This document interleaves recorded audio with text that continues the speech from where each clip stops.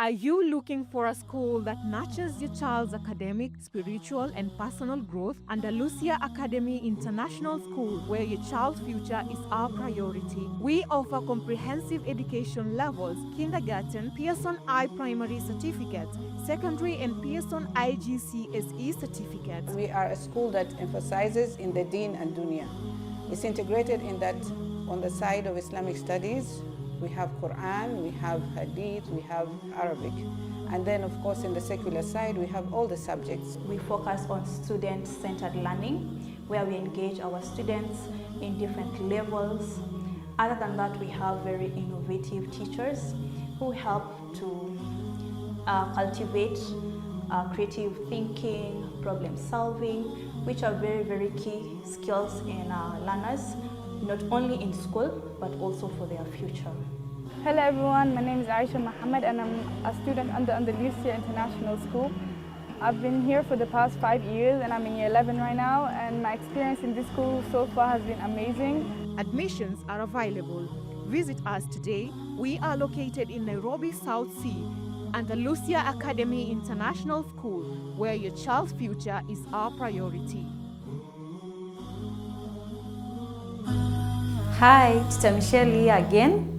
I want to take you through biology, whereby we just do a review of what we did previously.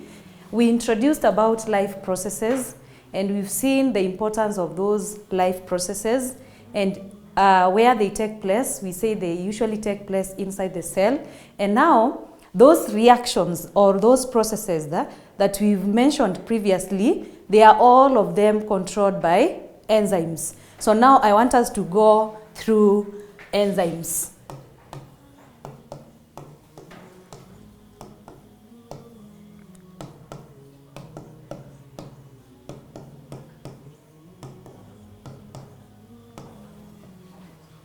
So enzymes, we first define what are enzymes, because we've seen those life processes, they are reactions that take place inside the cell, and they are usually controlled by the enzymes. And we first define what is an enzyme.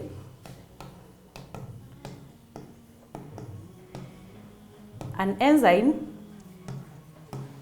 is a substance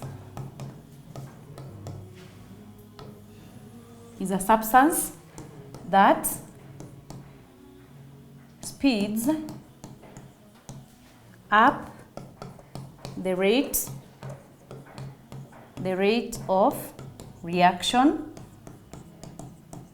and then from there we can have metabolism. We can define what is metabolism, and then we say it's the sum of all reactions in a cell. So we say that a cell is the basic unit of life. Specifically, that is where life processes take place.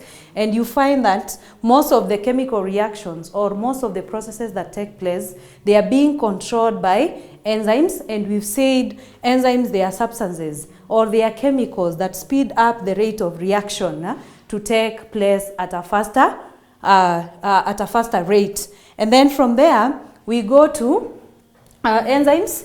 They are still biological catalysts.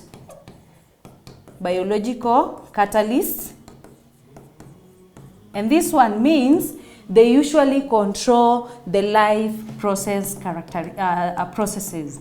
They control the life process inside the cell.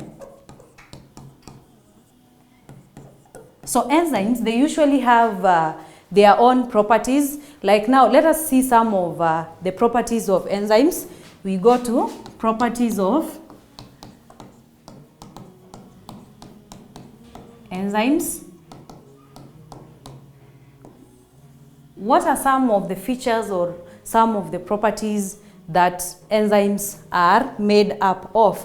So in our body, we usually have some biological molecules. For example, we have carbohydrates, we have proteins, we have lipids, all those ones. We also have vitamins and many of them. But enzymes, number one, they are protein in nature. So they are made up of protein. That is why when living organisms, they are taking in nutrition. We've discussed about nutrition previously, and we have said it is just taking in of food. So you find one of the components of a diet that all living organisms they should be having is protein. So protein is very important because they enable us to get the proteins and also the enzymes that control the chemical reactions in the body. Property number 2, enzymes, we say they are specific in nature.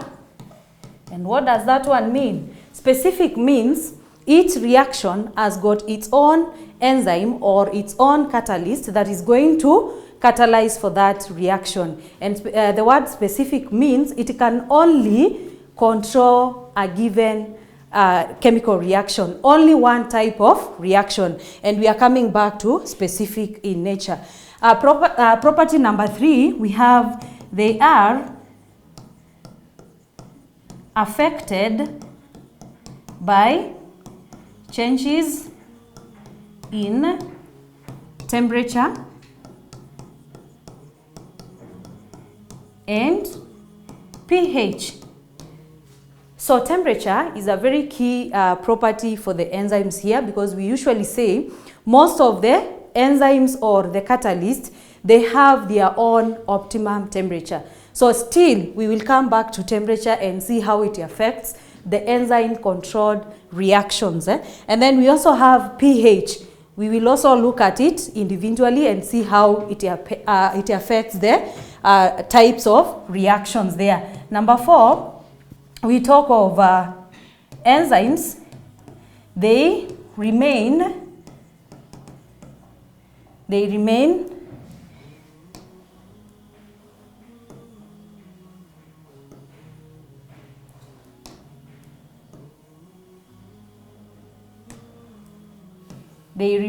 unchanged after a reaction.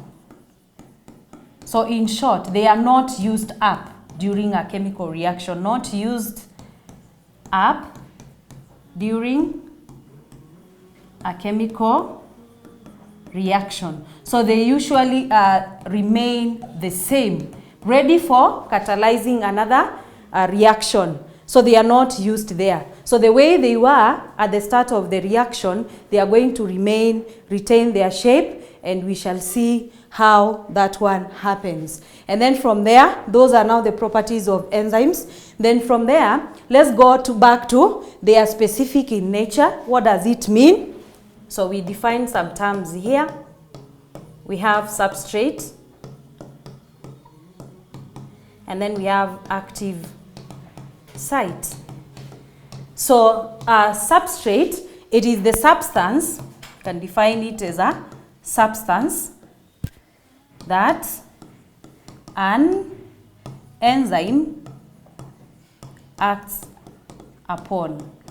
So if it is, for example, the process of respiration, the substrate that is going to be used there, it is glucose. We are also going to look at respiration. So glucose, it is what the catalyst is going to act upon. And then the active site, this is the site where the reaction, takes place. And as we've said, all the enzymes, all the catalysts, they usually have an active site.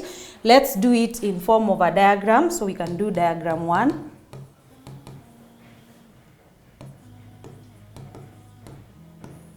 So this is our enzyme.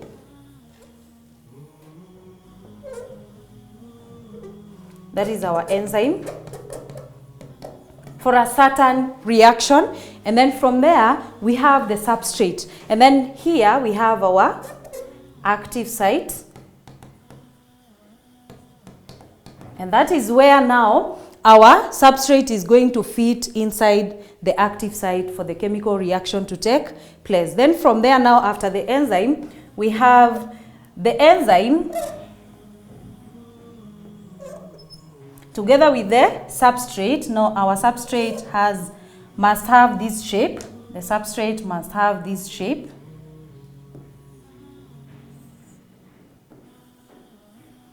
That is our substrate. So it must have a shape that is going to come and fit into the enzyme there for the reaction to take place. So that one takes us to diagram number 3. Here we have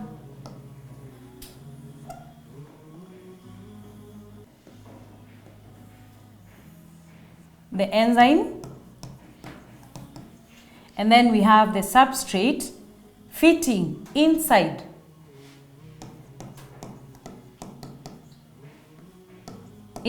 the active site of the enzyme for the chemical reaction to take place there. So this one we call it the enzyme substrate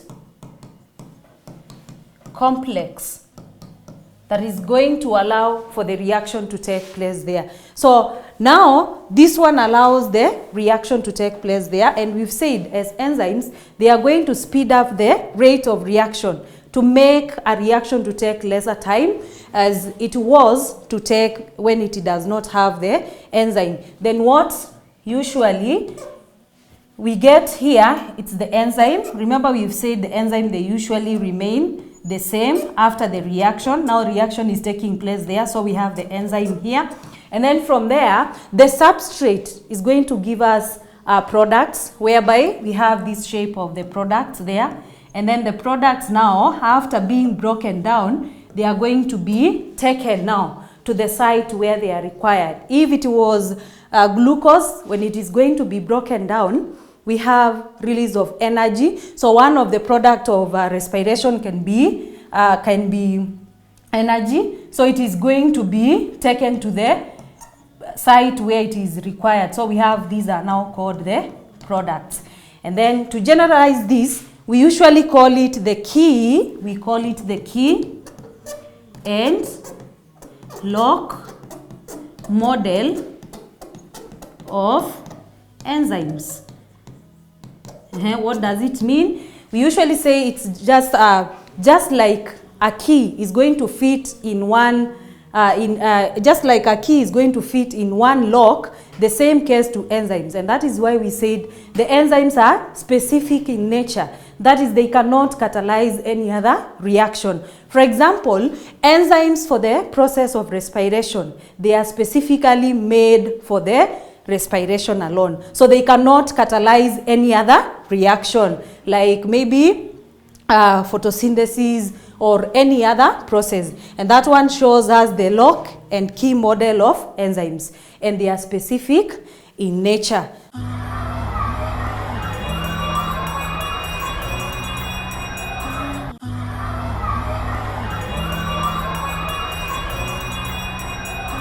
So as we've seen, the enzymes, as they control the rate at which reactions are going to take place, let us see factors that affect the rate of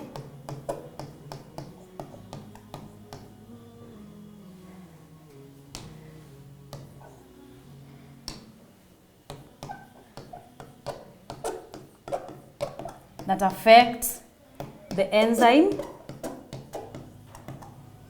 controlled reactions. So what are the things, some of the things that we need to control when a reaction that is controlled by enzymes? We need to factor them in. We said one of them is temperature, and the other one is pH. So we are going to look at each individually. So we have temperature. So the surrounding whereby the chemical reaction is going to take place, the temperature has to be maintained, because each enzyme has got its own temperature that is going to work based on it. And that type of temperature, we usually talk of optimum temperature. And what is this optimum temperature? Is the best temperature is the best temperature for chemical reactions to occur. So for example, I give you an example like in human beings, always our temperature has to be maintained around 37 degrees. Like for example here we have in human beings, the optimum temperature of our body is usually 37 degrees Celsius. So any temperature that is above 37 degrees Celsius, that one, it's going to affect the way the enzymes in our body are going to function. For example, if it is also low, it is also going to affect. So the optimum temperature is the best temperature where the enzymes can give the efficient products after the chemical reaction there. So we can demonstrate it in a graph. For example, we have temperature. And of course, temperature is usually measured in degrees Celsius. And then here we have the rate of reaction. We see. So from here we have 0, and then we can do our optimum temperature here at 37 using the one for human being. And then down here we can have like 35, we can have like 30, we can have like 25, and then from here we can have 40 degrees, then we can have 45, and so on. This other side we can have the rate as 2, can have it as 4, we can go by 6, 8, and then we have 10. So if we want us to demonstrate, we usually say the temperature, you increase in temperature increases the rate of reaction until it reaches the optimum temperature. So if our temperature here it's at 25, we have the rate of reaction maybe at 2. Then if it increases, we keep on increasing until now it reaches the optimum temperature, which is going to be at 37. So like that, this is now becomes our optimum temperature, the best temperature in which our body cells are going to function well. So any temperature that is below 37 for human enzymes is not good for them. And what do? We usually say temperatures below, we say temperatures below optimum, they inactivate the enzyme. They usually make them to be dormant such that the reactions cannot take place. So it is good that we monitor the optimum temperature of any organism, because all the organisms, as we have said, they usually contain optimum temperature where their reactions are going to work best. Then we come to higher temperature. Higher temperature, we have higher temperatures, specifically above the optimum. Any temperature that is above optimum, it denatures the enzymes. And how does it denature? Denature means to destroy the active site of it, such that now when you place your substrate, or when the substrate is coming into the active site of the enzyme, it cannot fit there. And if the substrate does not fit there, then it means there is no reaction that is going to take place there. Then from there, we also, in general, point to note increase in temperature. Increase in temperature increases the rate of reaction. Why does this one happen? Because you find when we increase temperature, the kinetic energy in those molecules or in those particles increases, and that one leads to more collision. So we have successful collision of the particles, and therefore the rate of reaction increases like that. So we are done with temperature. Let us see how pH now affects enzyme controlled reactions. So we go to pH, and as all we know, pH usually ranges from 0 all the way to 14. In the middle we have 7, which is usually neutral. And then from there we have 8, 9, 10, 11 all the way to 14 as we increase. This side we have alkaline, or sometimes we call it basic conditions. And then when we come to the other side, we have 6, we have 5, we have 4, we have 2 all the way to 0. We have acidic condition. That is our pH scale from there. Then you find, mostly you find each, we usually say each enzyme has got its own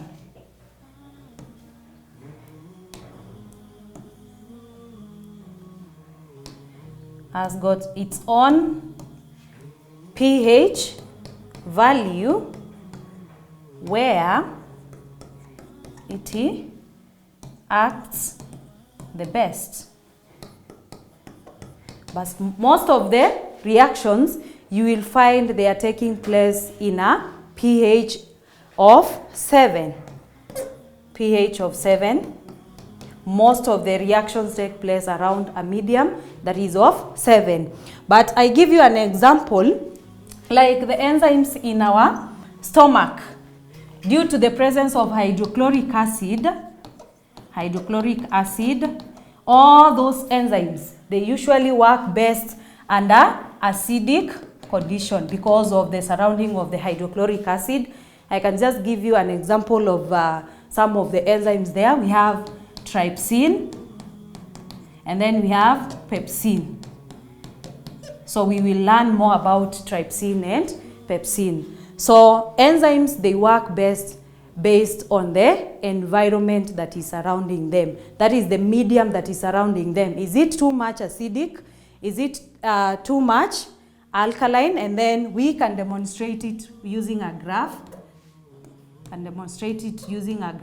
So we've said most of them, they work best under a pH of 7. So here we have rate of reaction.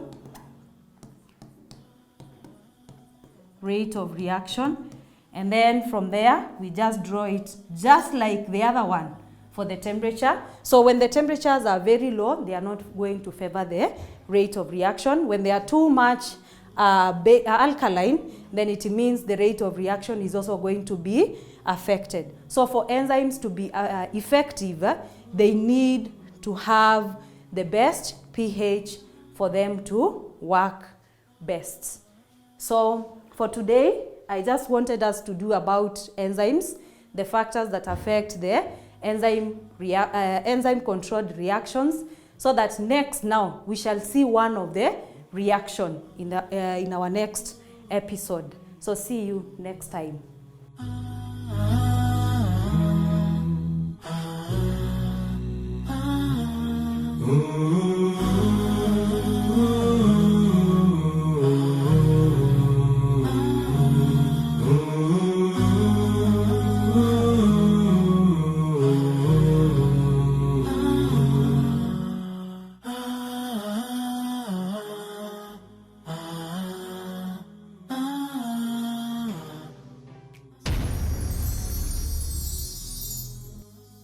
Are you looking for a school that nurtures your child's academic, spiritual, and personal growth? Andalusia Academy International School, where your child's future is our priority. We offer comprehensive education levels: kindergarten, Pearson I Primary Certificate, secondary, and Pearson IGCSE Certificate. We are a school that emphasizes in the Deen and Dunya. It's integrated in that on the side of Islamic studies, we have Quran, we have Hadith, we have Arabic. And then, of course, in the secular side, we have all the subjects. We focus on student-centered learning, where we engage our students in different levels. Other than that, we have very innovative teachers who help to cultivate creative thinking, problem solving, which are very, very key skills in learners, not only in school, but also for their future. Hello everyone, my name is Aisha Mohammed and I'm a student under Andalusia International School. I've been here for the past 5 years and I'm in year 11 right now, and my experience in this school so far has been amazing. Admissions are available. Visit us today. We are located in Nairobi, South Sea, Andalusia Academy International School, where your child's future is our priority.